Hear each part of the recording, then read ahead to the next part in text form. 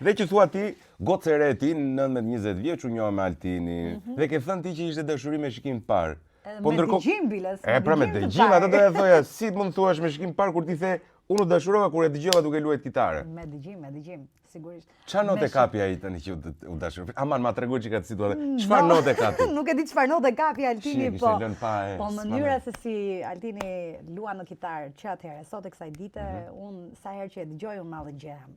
Po dhe mua më pëlqen shumë. Vërtet e ka një, po patjetër që. Të shkon lot nga syt akoma dhe sot. E them sinqerisht e gjë sepse Altini është i vetmi kitarist që unë dëgjoj nëpër Shqipëri që edhe gishtat i nxjerrin tinguj, them unë. Ka një, Aman, sa e bukur me dhe gishtat, more, ku je, more, Altin? Altin! Luj që gishtat mos dëgjohet diçka në sfond. Kështu ti, ha? Unë e vlerësoj Altinin në maksimum. Altin ruaj gishtat vlla se ka shumë sa të vlerësoj. Riore tani. I pa para Altini. Dhe që thua ti, po mirë, dakord.